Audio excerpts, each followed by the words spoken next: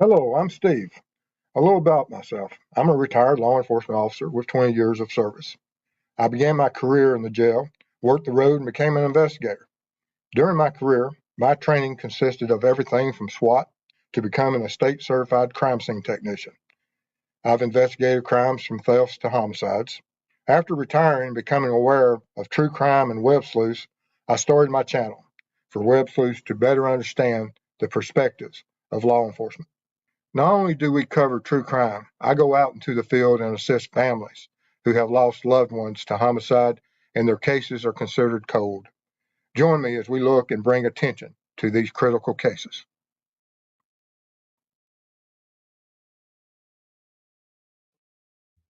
Hello, everyone. Glad you're able to join us tonight. Thank you for being here. If you're new to the channel, welcome. What happens, we're going to have a presentation tonight.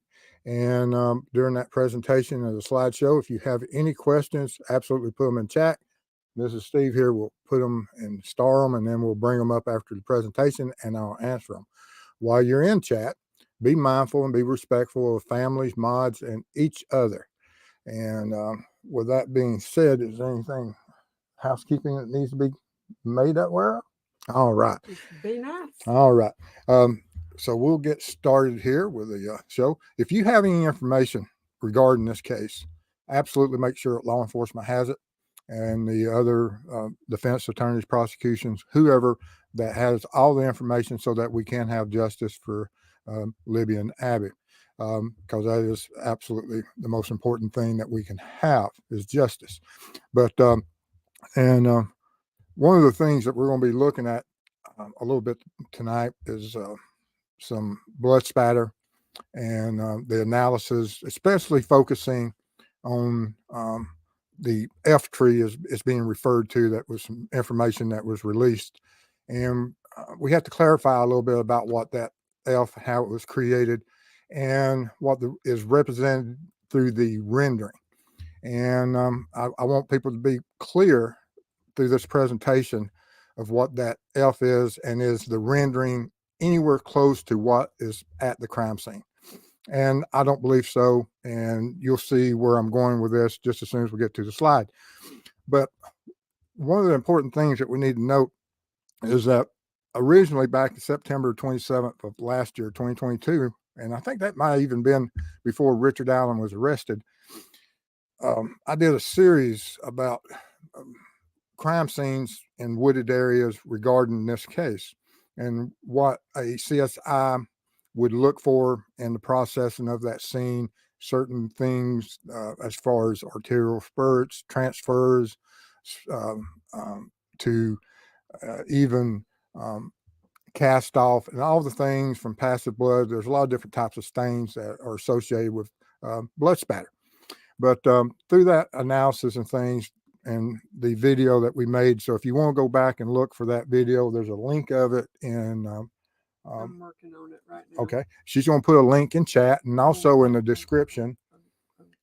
Hopefully I didn't mess this up. Okay, but there's a there'll be a link in chat for it, and also in the description of this video there's a link to it. So if you want to go back there and see it, then absolutely we appreciate it, and hopefully it's informative for you. That's right. All right, this is what the rendering of what's been presented right now. Now, I do believe that these are absolutely someone has went out there and obtained some blood spatter and blood droplets, and because there's a lot of characteristics of these of this rendering that is similar to what we would see at a crime scene as far as what a blood drop characteristics from the spine to the look of what it happens, and then through cast off and all different types of ways that blood stains occur within a crime scene. But last night, right before the show with Chris, I saw something that was extremely disturbing, that we had a separation line that if you looked at that separation line and invert it, that you have something that would that isn't natural. And in the world of blood pattern analysis, everything is random. You do not have anything, and as far as with blood that occurs consistently in cast off transfers, it's not like you can create the exact same blood stain with the exact same hand motion time after time after time. It doesn't work that way. There's different parts and of the forces that are being used and the blood droplet traveling and how much blood. It's like snowflakes. It just doesn't happen. And so even with blood on surfaces and things as it travels through the air and as it makes contact, especially even with tree bark, and you'll see that we have a presentation that covers a lot of this, that this isn't something that we would expect to see. And case in point is that I took the rendering, and from that separation line, I took the right side straight column, pull it out to the side, and then if you rotate it or just simply invert it 180 degrees, bring it over to the other side, and you can see that every droplet is representative, that when I resize it to this, that it is absolutely in line, spacing's equal, everything's there. So there's been some type of that, whoever created this, and at some point had they seen the actual blood stain and they were told just to create something similar, and they went out there and photoshopped. That's what it appears to me, because like I said, this isn't something that's natural as far as in the world. And I've seen thousands and thousands and thousands of blood stains and droplets and blood pattern analysis and training. And so this isn't something that is natural in the world. And so and if anyone can explain this simple one, that's fine, but you will never be able to explain this next part. And that if you look at these three different sections, that you have the pattern at the top, that if you pull it over to the right and size it to what I sized, and then go to that middle pattern and pull it over to the side, then you go to that bottom pattern, pull it over to the side and align them, that each of these blood groupings is of a different size. And I had to resize it to get it to this, but they all are consistent and are of the same stain. So there is, someone has copy and paste and they created this. And we have to realize that we can't use something that is not part of the crime scene to try to analyze what caused that blood stain on that tree that's in question, the F tree, by something that, while whoever created it had good intentions, but it does create an issue about this has been simply photoshopped.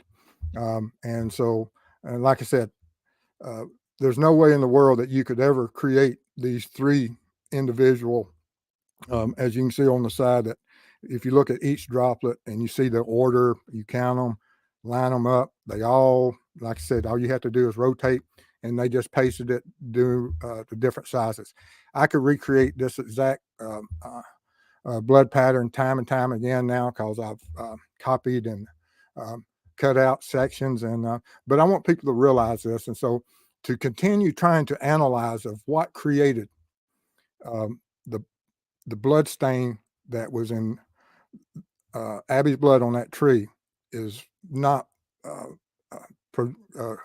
conducive towards anything that is in reality. We won't be able to see exactly what caused that until court. And so when we see what the pictures are, while it may have some similar design or outline, it is not going to be what these blood drops are, because this isn't natural. It's just a copy and paste Photoshop image. And that's my opinion. If someone has a different opinion, absolutely go with it. Send me an email and try to convince me otherwise. But all the thousands of blood stains and cast off and testing I've ever done in my life, this isn't part of it. But just wanted to make that and get that out of the way and get cleared. And now we're going to be looking at some blood stain transfers and testing that I did with the synthetic blood that I use, trying to recreate and give you an idea that we know that this stain exists. out there at the crime scene. We just don't know what it looks like. That's confidential. Within the released documents, it said it was confidential. And so that image hasn't been released. It's not out there. Someone went out, may have seen the picture and tried to recreate it through their own little images, but it just, it's not something that is. And, you know, even law enforcement may have created that image and sent out. I don't have any idea who created the image or for what purpose, but it's not. But anyway, what I did yesterday and today, I went out and created some different types of stains, the cast off, and we have a video that before we show this part of it, let's go to the video. Let me get out of here and I'll show you what I did, and we'll remove that and I'll turn off my camera. And now we'll go to the video. Here is some of the processes I used. If you watched Chris's show yesterday, you would have seen this. And I'm creating cast off such as would occur either through a victim fighting off an offender, moving their arms, hands, that they've touched their injury, or they have defensive wounds on their hands and they're casting blood. There's a lot of different ways. Here, I'm using the edge of my hand that could be contaminated, soaked with blood from my own injuries or from an injury or even from the victim's blood. And then you go over there and touch some surface and you have a transfer stain. And so I tried to create all this, and I did it on paper, but I also did it on a tree. So we have that also that we're going to be looking at as we move forward. I painted a little F using my fingertip that was stained with the synthetic blood. And as you can see, I just dot. And then, of course, I went in and painted the whole outline of an F because of the F tree to show you what it looks like on paper. Then I went over here and found me a tree with just a little pine tree that had bark, and went over there and painted an F on the side of it. Went in, did some cast off on it, just trying to give you an idea of what this looks like. And like I said, if you go back to my other series back in September of last year, you'll see where, let me get my camera going. Got my camera going. And now we'll get in here to some of the pattern. But in the cast off, like I said, you have the paper here, and then you have where it's been treated with luminol. And while on paper you can absolutely see the stain, in wood and leaves and on dirt or in multicolored backgrounds and multicolored or multi-textured backgrounds, it's hard to see these stains. But when you hit it with luminol, it takes out everything, and then you'll get to see this stain in its bright, luminous glory. Now, of course, it's not as bright, pretty close, but not as bright. And sometimes I run this through a filter a time or two to get the contrast a little bit stronger so that I can do a presentation.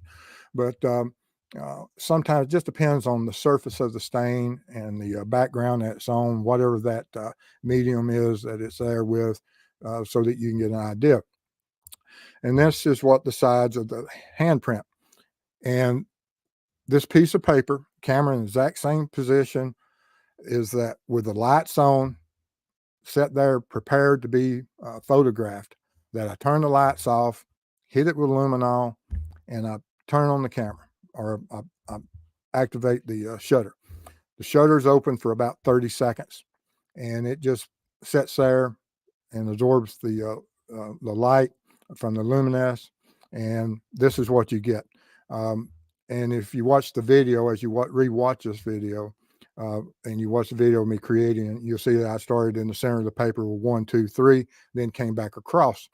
And the importance of this is that you can see that how much blood is on the edge of my hand as I progress through that series of contacts.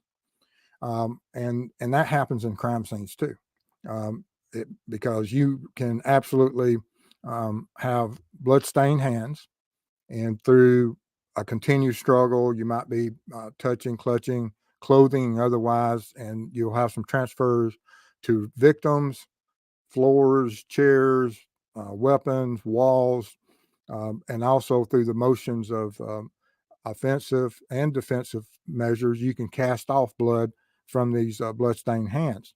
But as you progress and you make contact, unless that blood is re-established, it gets less and less, just like you see in this series.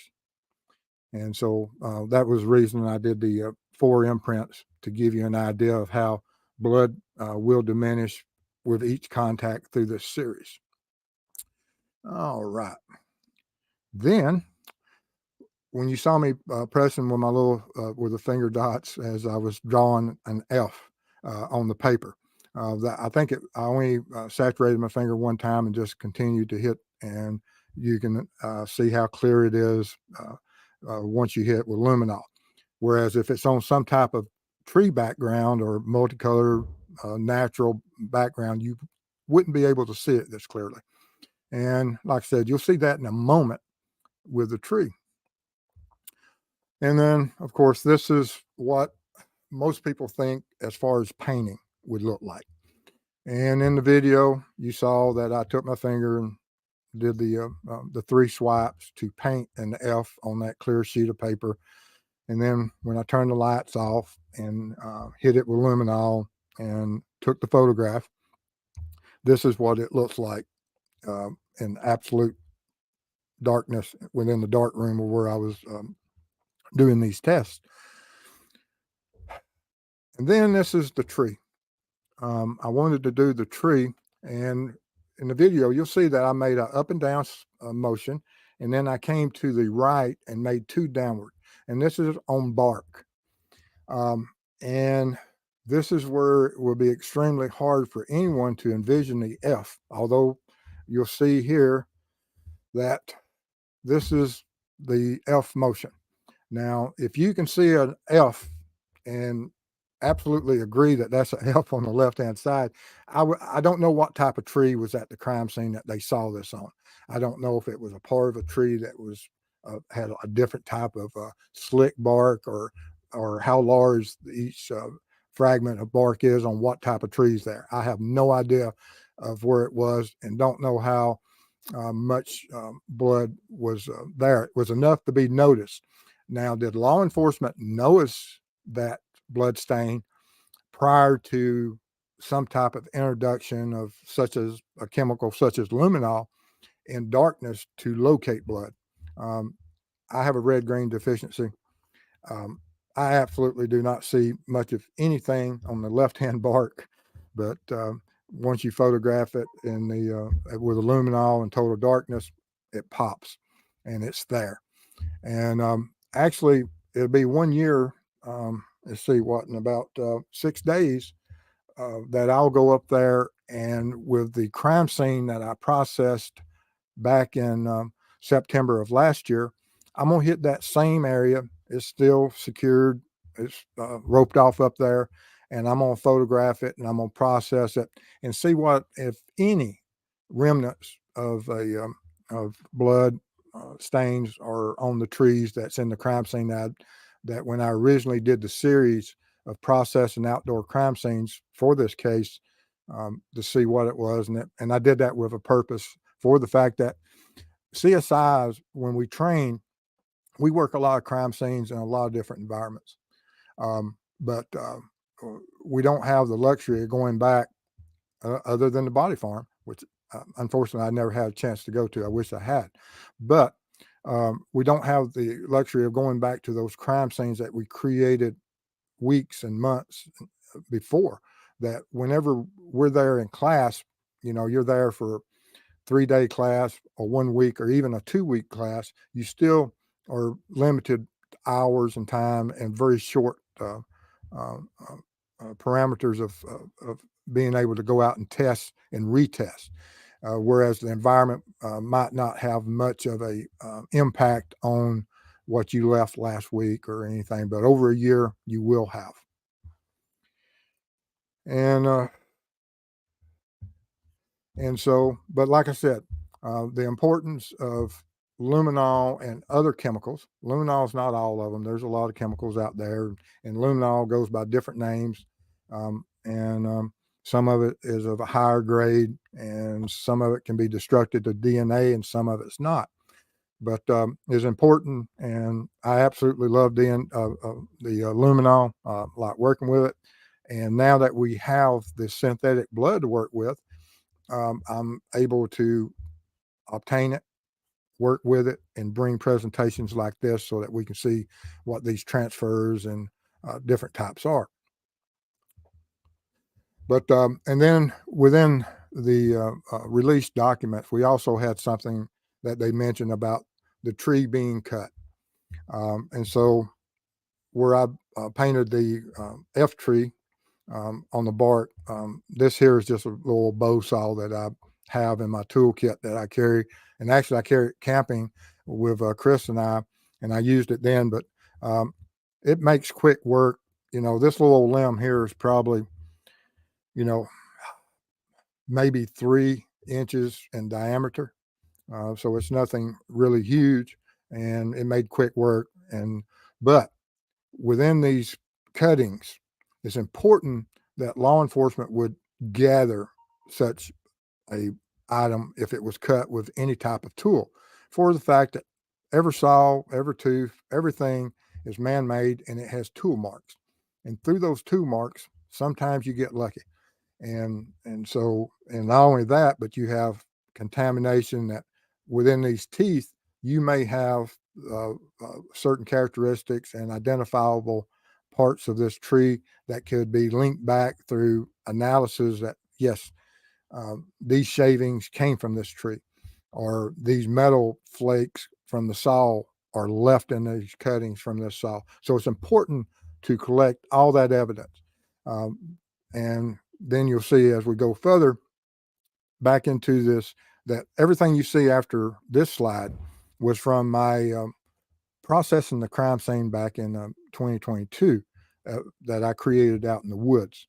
And like I said, you're going to see a lot of the things that's mentioned that I was preparing for, that if we ever got to this court and this date, and that we was ever going to get to see the actual court case and get to see how CSI processes crime scenes, that regardless of who the CSI guy is, expert is, that they're going to be looking for certain things. That's what we're trained to do. And these things are not any different from one CSI guy in Georgia to some CSI guy in Indiana. That there's certain things that we look for, and we can identify, and we're trained to analyze and give our best opinion, expert opinion of what it is, what caused it, how it could occur, and be able to collect it in a way that can be presented in court. It's so important that that occurs. So this is what arterial spray would look like on a tree. And like I said, this was created back in 2022 of me using the synthetic blood, going up there at midnight and in total darkness, and hitting that tree with luminol.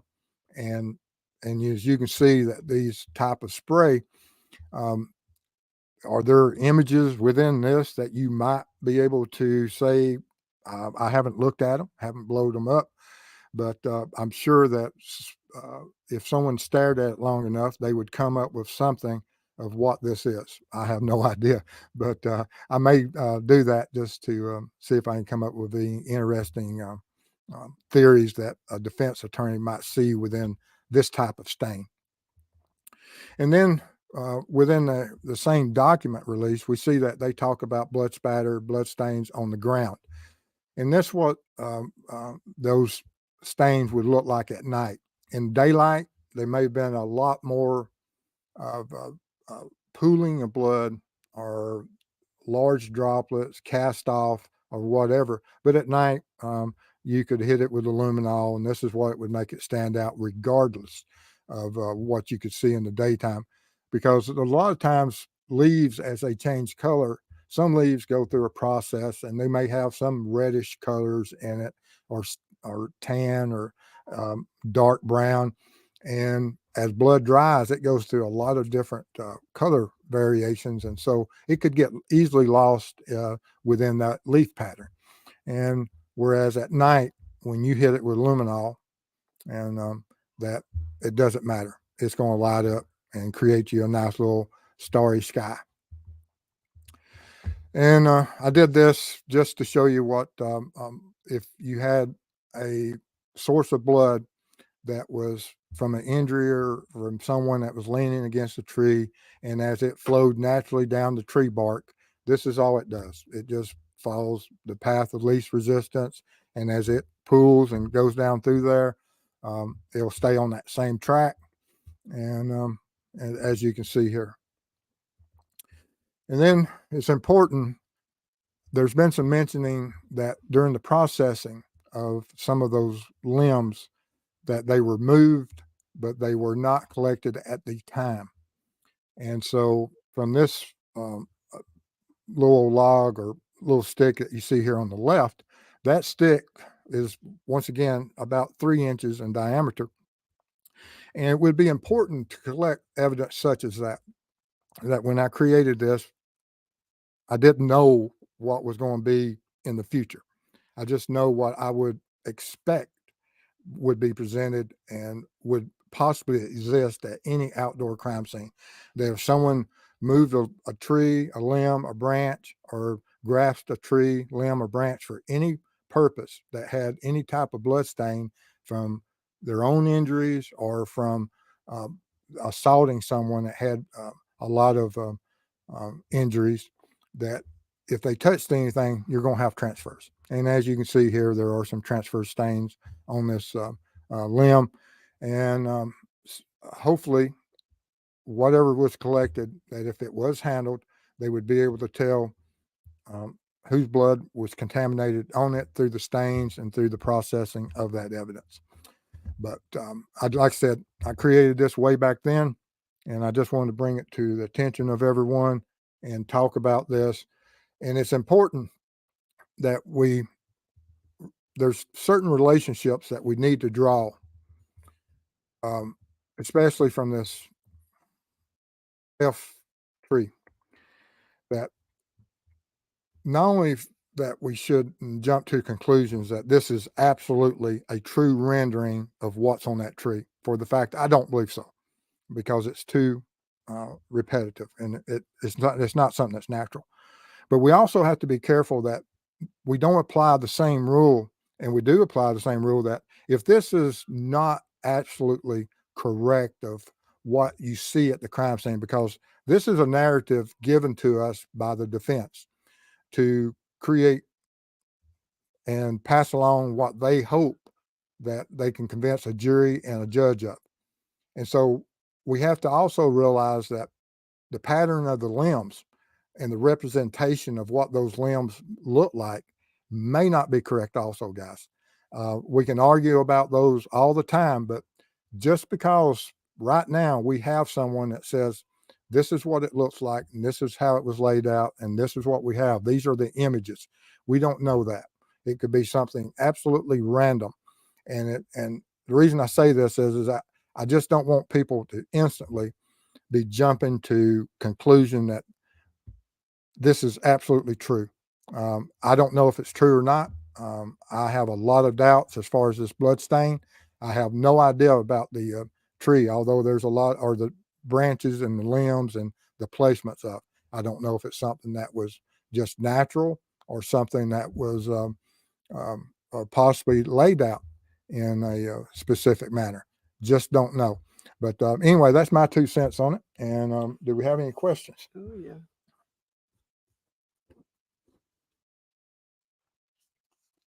Okay. We're going to start off with some blue lights. The first one is going to be Calamity Colleen. Your findings are fascinating, Steve. This is why your channel is about. Thank you. That's very kind of you to say. Appreciate that. Right. And appreciate your support. Karen, super sticker, $10. Thank you. Appreciate that. It means a lot to us and helps us a lot. I got to buy a lot of stuff.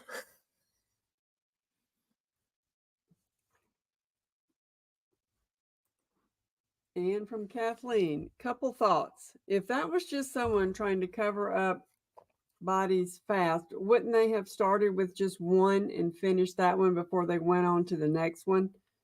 Anything? Leaves and twigs, etc. Mhm. And this is a good point for the fact that in some things can be told, and everything on a crime scene tells a story. And if these limbs were deliberately placed up on top of the victims, there's a lot of different psychological reasons it could be. There's a lot of reasons that uh, things are done. Is it something to fulfill the fantasy of the offender? I don't have any idea because I haven't seen the actual photographs. And even when I see them, it could, once again, we'll look at them and understand them in the best context of what we have to work with. Was it something that was done for some type of ritual to satisfy his needs? Or was it just something because certain things occur that unorganized, disorganized offenders do of trying to conceal? And you'll see often that, yes, just leaves, twigs, throwing brush, trying to conceal it, that I've done something bad, I have to hide it, uh, and have to hide it quickly. And that's done, and it may give you some idea, is this person organized or not? Whereas if there is some type of ritual in there, that now we're talking about someone that is a little bit higher on the intelligent level, a little bit more organized, and capable of working through the horrors of not only committing a terrible, horrible crime, but now we're going into the staging, the posing, the ritualistic motions of whatever it is to satisfy what they want to do. A totally different mindset. And so that's a good point, Kathleen. Okay, Sleuth is in the chat if you want to say Who anything. is it? Sleuth. Yes. Actually, I was on a sleuth show. I wasn't on his show. I was in his chat yesterday. And that was the first time I had seen the F tree. This was before I did Chris's show. And I saw where Sleuth was in there and he was talking about it. And that was the first time I'd seen the droplets. And I mentioned about some cast off in there. But anyway, I appreciate it. And I didn't have time to study them. But then on Chris's show, as I was preparing for it, and I looked at those stains, and that's where I saw that there might be some issues with those stains. And like I said, I appreciate anybody's input on that. But I believe, like I said, that this here, they're blood droplets, but they absolutely have, in my opinion, nothing to do with the crime scene. Frank Meister's in the chat. Mm-hmm. Hello, Frank. All right. And I think I'm caught up. All right. Maybe for 2 seconds. All right. And Sleuth, by the way, I was impressed. I watched your video a little while ago of your spray bottle. That's pretty intuitive and not far off. That's so I appreciate and your efforts on that. Ready? Mm-hmm. And from Kathleen, do you think possibly that this is a cross sign put over them and then another branch or cross, like they're crossing out the cross? They're crossing out the cross, like maybe more of a death sign. Like I say, I don't know if it's actually something that is just random. I mean, we don't know. We don't know if the branches were cut and cleaned, scraped. There's a lot of different things and a lot of different. And like I said, we have a narrative only one side right now. We don't have the other side of what is out there and what it means. And we don't have the actual photographs. And we have to be careful that we don't jump just for the fact that we have something that might look that has been put out there by whatever type of agencies, news agencies, social media that's covering this, that they say this is the exact pattern. Because exact patterns can be misleading, such as even with the blood droplets on the F. Okay. Mind of Monsters, not really a question, but she agrees with you. It looks like it might be a graphic Mhm. maker thingy. And she's in the chat. Thank you, Minor Monsters. Good to see you. And 63 clocks. Someone said this rendering was first shown on Court TV. Maybe it was Photoshop for their show for discussion. And I believe so. I believe that it may represent a certain outline, but it's not going to be that they said, okay, this was blood stains. And whoever created it went out there and found some blood stains and they just inverted and created this. And it has a general outline and it's just a talking point. I absolutely agree with that. That's what this is, for the fact that we have these other three common or three cast off patterns that are identical, and that does not happen. It's impossible to happen that in different directions, but yet when you line them all up, they're the same image. Um, and time and time again, that is not something that happens at any crime scene that occurs. So they just Photoshop, copy it and paste, and for whatever uh, dramatic position or point they wanted to get across. Okay, from Kelt. Pine bark, very different painting than, say, a birch. Have any of you seen what type of trees are at the crime scene? I was at the crime scene. I don't know. And like I said, I don't know which surface. There's a lot of different trees everywhere. And I don't know. And until we get to see the actual tree and what the bark design is, there's a lot of different possibilities out there.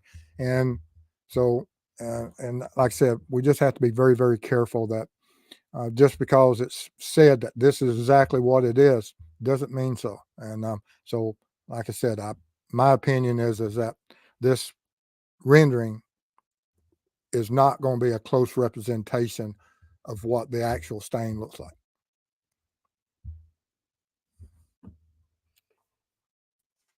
Okay.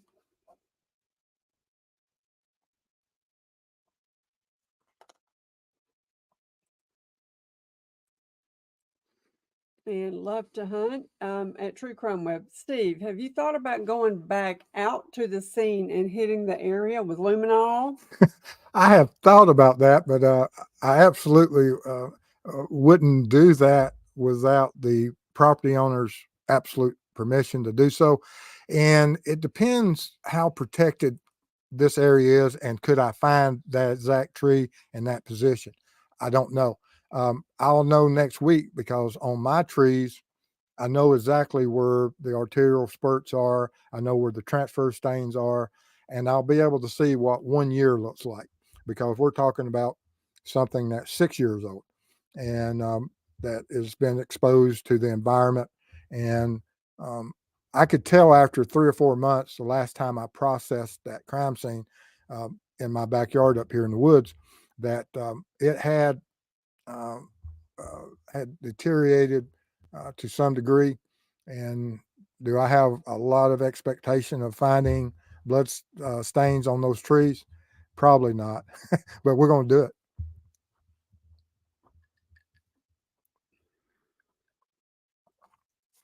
Okay.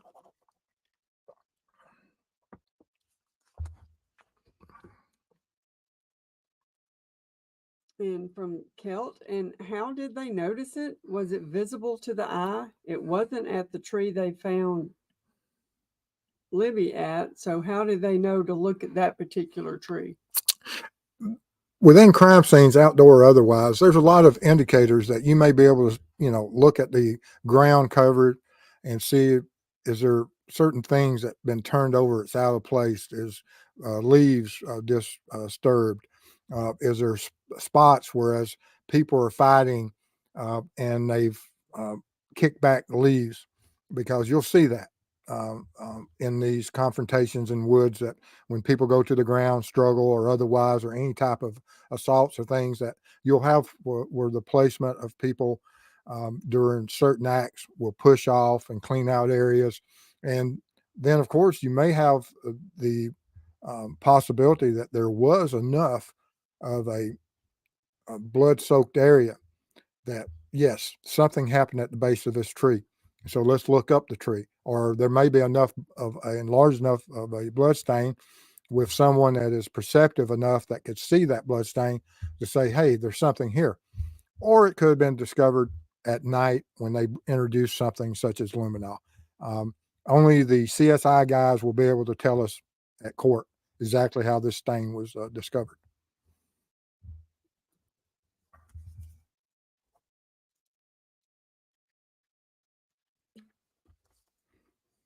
Okay. And Lee Cordell, I think I missed some things. Is this a certain of blood print at crime scene? Respectfully asking so.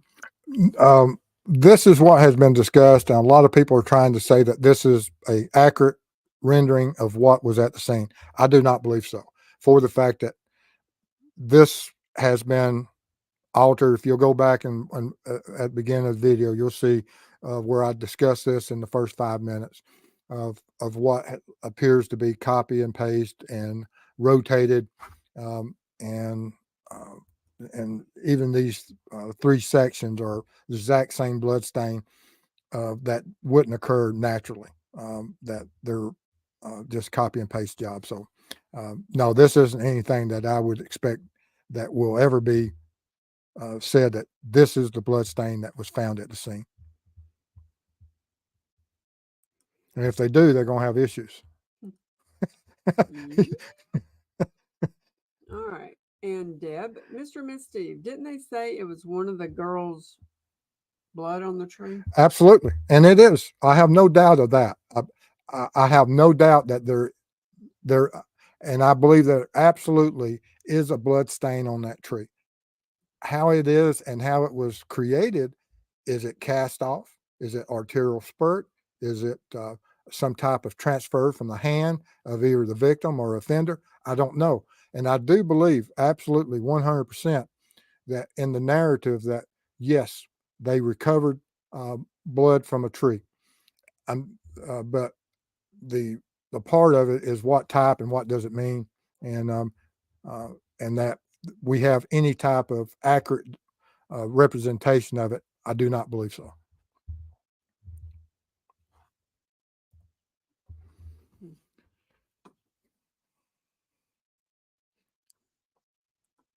And Shelley, is that thing guarded? How would you assume it's not tampered with?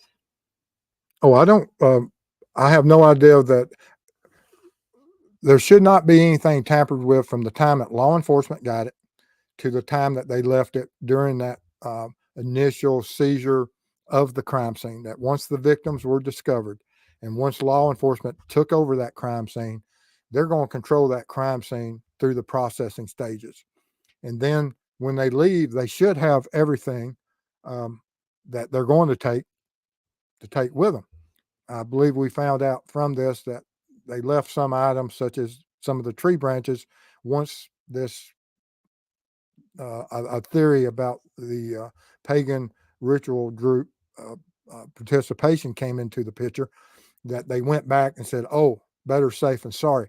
Um, if those branches were on top of the victims, I think better safe than sorry. And hindsight's perfect. And um, would I have absolutely kept all of the branches? I don't know. It depends on what I saw, and did I and would I believe that those branches would have been touched, handled, and placed there by the offender. And if that's the case, yes, I would collect them. But if there's other possibilities, they're just laying over to the side or something, or could have been other ways that they got there, then I may have not got them. But I would have gathered the one that was cut for sure also, if from what the defense says is true, that it was cut with almost like an electric saw. Wendy mentions a blog. He says the crime scene was doused with toilet bowl cleaner. Would any chemical still be able to pick up blood, DNA, fingerprints? And like I said, once again, I don't know if that is true or not. And most certainly, if it was there, the surely through the samples and through the testings, they could identify what type of cleaners, either through bottles that might have been left at the scene, or even from the smells of some of these cleaners, that even if you don't have the bottles there, a lot of times you can smell those cleaners. And so it will just depend of what they found there and what they noted and what they collected and analyzed. Um, and can all the blood, DNA, fingerprints, can all the evidence at a crime scene be destroyed? Absolutely. Um, it can be, but I'm not going to share how that would be done. Please don't. Please don't. All right. And from Kathleen, if there was arterial blood spurt on the tree, then where was the blood on the ground below the tree? Am I wrong? I thought there wasn't any. Um, Within the document itself, I think they do say that there was some blood spatter uh, on the ground at a tree. And I'm doing this from memory, but I think that's within those pages of when they are talking about um, the F tree or one of the victims where they laid, and that there was blood stain on the ground also. And this would be the arterial spray. If you look at the that tree where I did the arterial spray at, then we go to the blood spatter on the ground. You see it's just within 2 feet of the tree, just to the left of where I did the arterial spray. That as I was coming back and forth across with the syringe, spraying these arterial spray patterns, that what got kicked off of the tree, what got sprayed onto the ground, this is what it looked like versus what it looked like on the tree.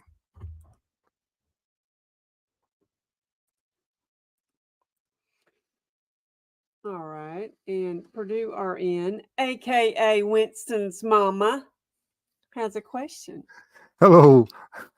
Purdue RN, not Purdue. Winston's mom. Why would it not be standard CSI protocol to collect everything placed on the girls, if nothing else, to look for DNA, hair, fibers, knowing Perp placed it there?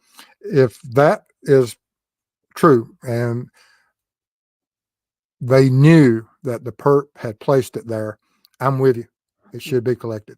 No ifs, ands, or buts about it. I'm with you. I understand that.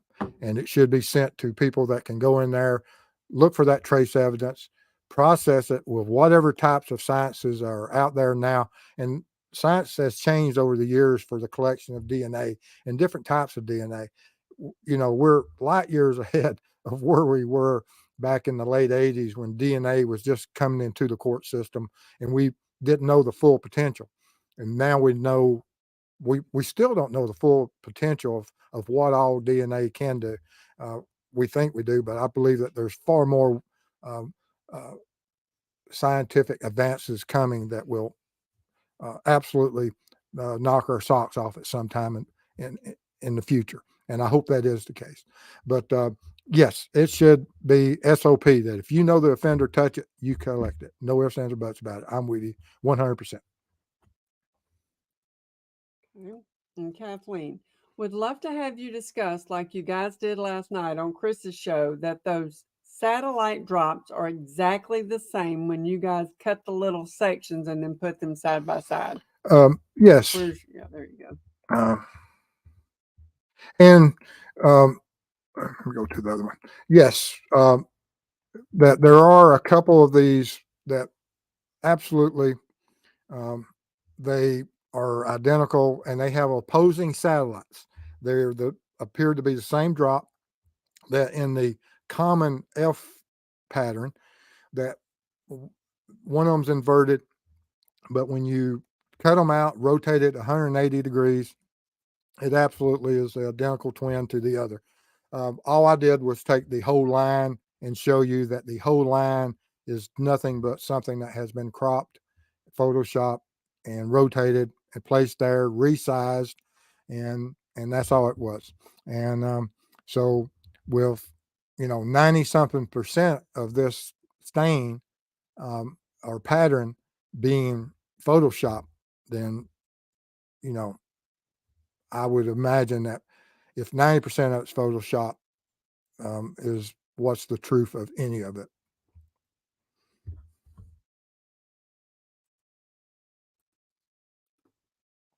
And from Kelt at True Crime Web, the thing about the sticks on Libby, the one under her head is on top of the one across her left shoulder. Trying to explain that if it was a random placement.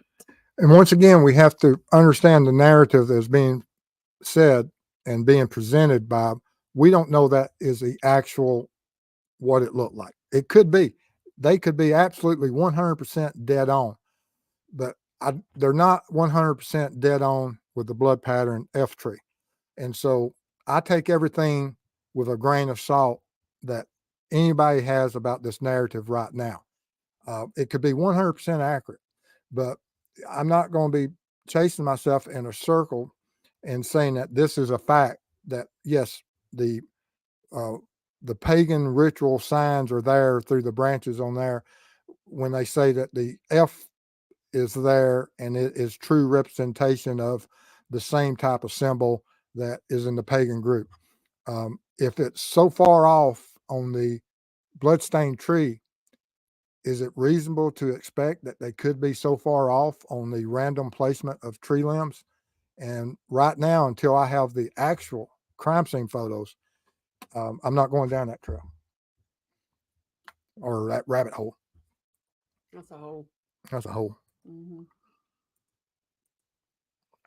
All right, SSS. I would have had a chainsaw out there to bring the log with the blood pattern on it back to the lab with chain of custody. Who would have decided to leave all that evidence behind? Whoever lead CSI guy is. I They mean, can carry chainsaws with you. yes, I had whatever Sawzalls. sawzall. I'd cut carpet up. I cut floor up. It didn't bother me. Whatever I had to destroy it, I'm good at destroying things, and so I can vouch. it wouldn't bother me at all, and including a tree.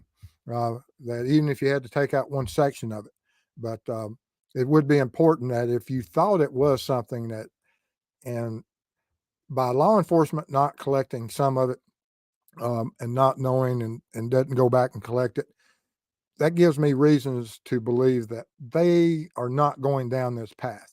They don't think that there's anything that substantiates what the defense is saying, and that they have a path of who they believe it is and why that crime was committed. And it has nothing to do with the rituals and the pagan groups. And so we have to be very, very careful, because this is exactly what's going to get presented to the jury. And the jury will not have the knowledge that we have.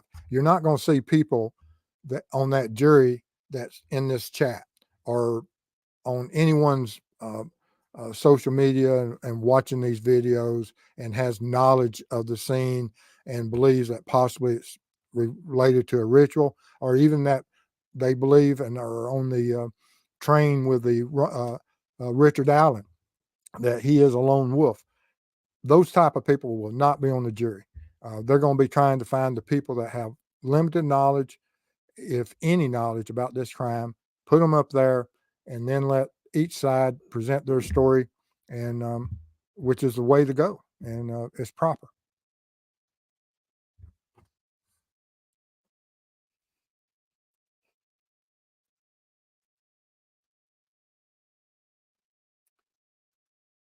And from Deb, Mr. Steve, don't you think they were posed? One dressed, one undressed. Why all the double clothing and switching? And within the document, and I'm not saying that everything that's in that document is absolutely false or absolutely true. And do I believe that certain things occurred and that there may be basis, and there is basis for that? Yes, for the fact that the defense has to have a foundation, and they're going to be that this hearing is for the judge only. They have to convince the judge that yes, looking at it in this form and this fashion, with these facts known, and some of the facts will be known. Now, some of them will be that that I see an F and from this stain, from whatever that confidential photograph looks like. And then that we have this one victim posed in this certain manner and this other victim redressed in this manner. And those are things that are easily seen. Some of the other stuff, as far as the rituals and beliefs of what certain things are, is going to be harder to prove and convince the judge. But we'll just have to see. Um, but yes, I'm not disagreeing that everything in that 136 pages is absolutely 180 degrees. No, I'm not in that court, and I won't be that way.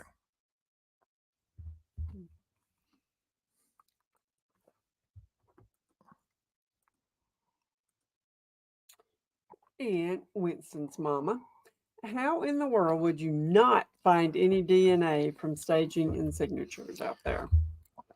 I think it's there, and I think it will be found at some point. Like I said, I've been there, and even off an airbag on the passenger side, having to send it multiple times to the lab before recovering the offender's DNA off an airbag, and we're only talking about a surface that is uh, 1.5 feet by 2 foot, and having to, because DNA is, it's something that you can't see, and through the process of collecting it, it's hit and miss when they look at certain parts of that and trying to find something that has the DNA that is not the victim's or some known DNA. Um, so I believe it's there.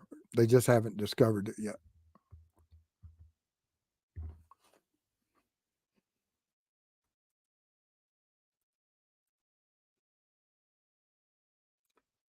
Good discourse.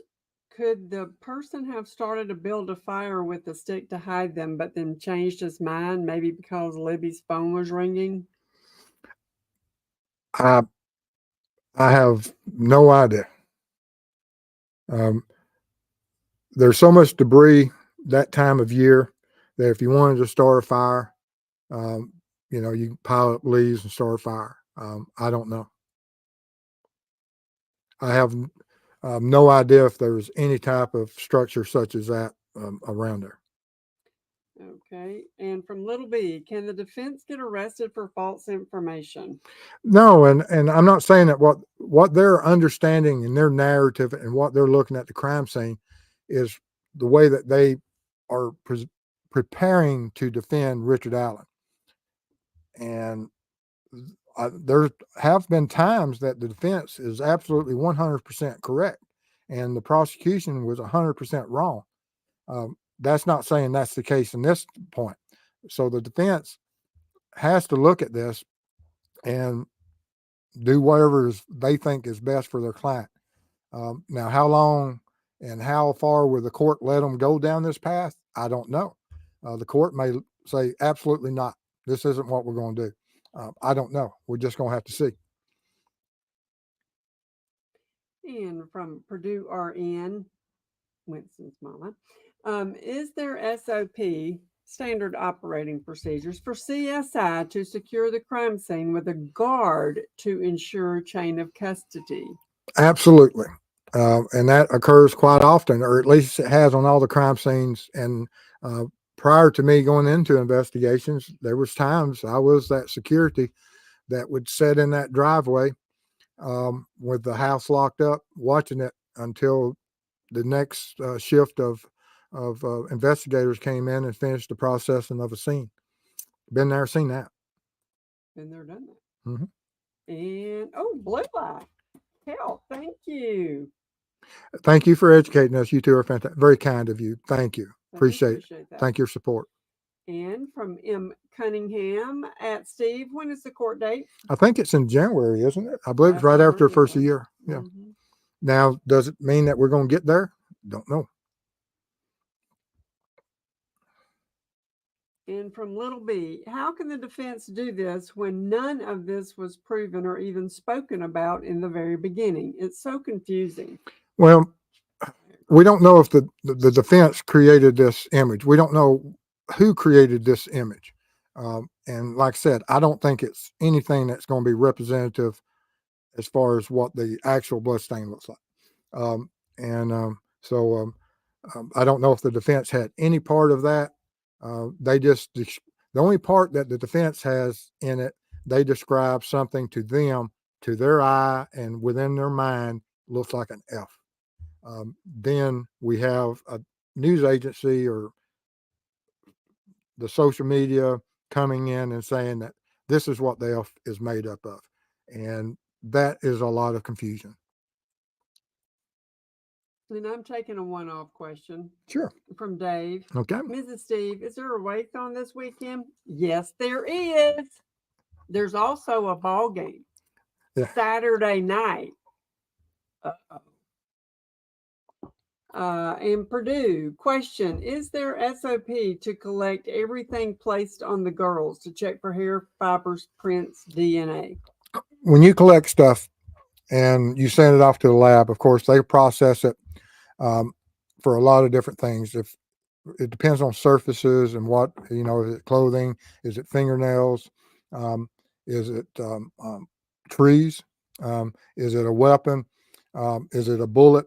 There's a lot of different ways that each of the disciplines of the specific parts of the crime lab that they'll go in there and process different items for different ways and different things, and then can share with other parts of that lab to look for the hairs or the DNA, the trace of whatever it is. That certain parts of that lab may do certain things, but generally that's how my understanding of how the labs work. You know, usually the dealings I had with the GBI, whenever we took things down there, that sometimes we just submitted that we want this type of testing done. But sometimes we'd meet with the actual lab technician and look at something very closely and said, we want this part and this part only, check for this only. And so, I don't know if that was the case with Indiana or not.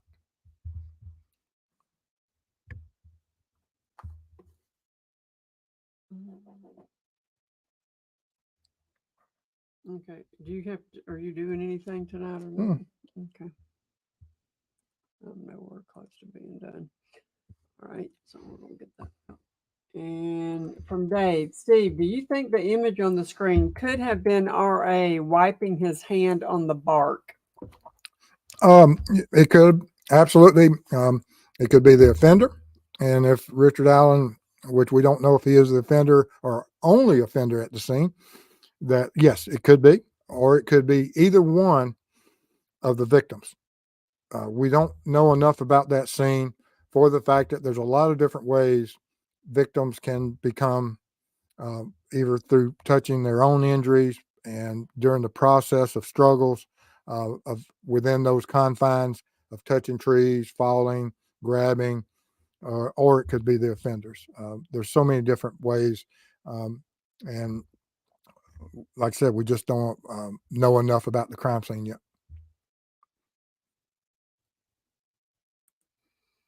Okay.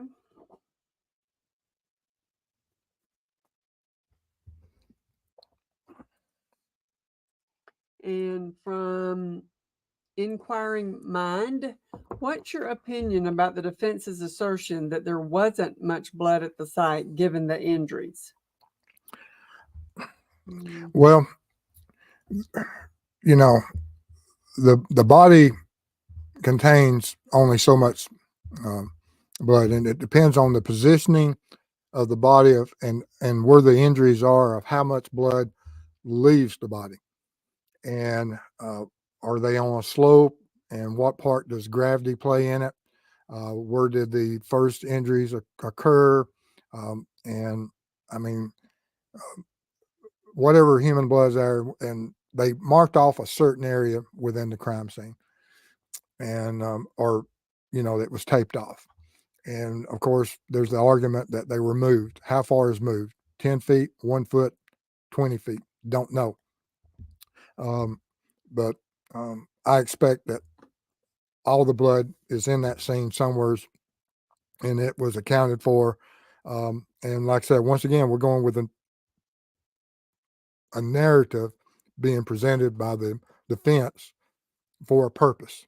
And looking at that agenda, we have to, you know, not say that they're absolutely wrong, but we also can't say they're absolutely correct.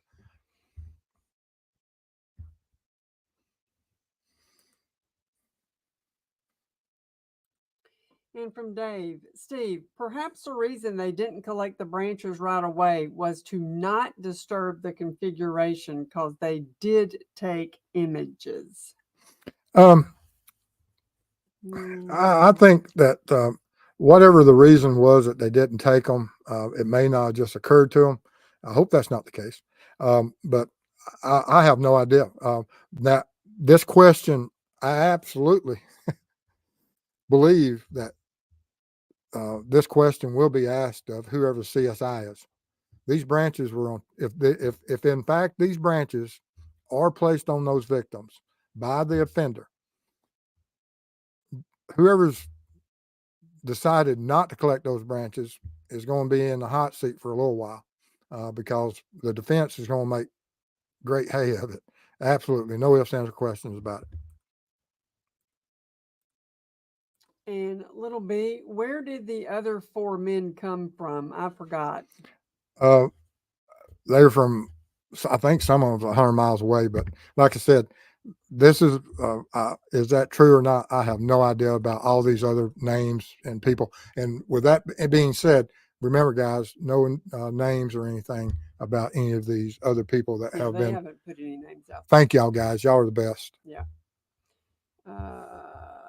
Let's see here. And Joan, how can they say Abby was dressed in Libby's jeans when Libby was wearing sweatpants? Another fact that is inaccurate.